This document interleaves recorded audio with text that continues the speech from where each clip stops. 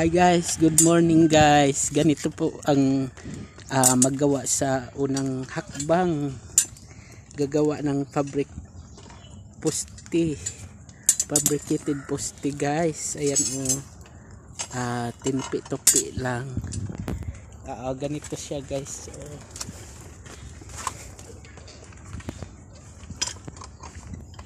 Ayun guys. Pakita nung naong okay. Ito guys, kapiraso na steel bar. May sukod to guys, depende sa kalaki.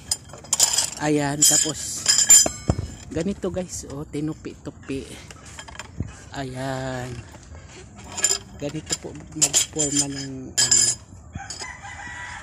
una tong hakbang para gagawa tayo ng fabricated poste. Ayan.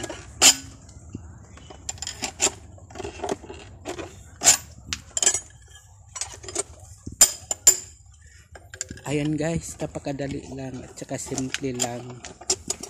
Tapos na yun guys. Ayan guys. Kapiraso lang siya na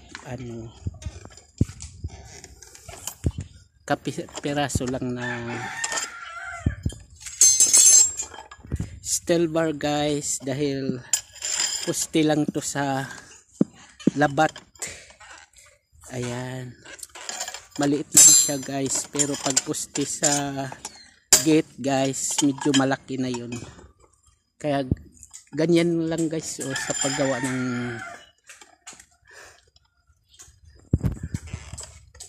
fabricate. Ayan. Kaya guys, sana may natutunan kayo guys sa mga kababayan natin dyan. Napakasimple, napakadali lang guys ang maggawa ng fabricate ng poste guys. Ayan. Yan bali. Yan Ayan guys. Tapos dito guys dito namin lagay depende din yun sa lalim guys ng poste, dahil ito po ay poste ng gate lang guys, hindi masyadong malaki guys, di katulad doon guys sa pinaka center na talaga niya guys. Ayun, malaki na talaga yun guys ang ginawa namin. Ayun, dahil ito na po ang pinaka nagdadala ng tibay. Sana may matutunan kayo. Magandang umaga po sa ating lahat. Good morning.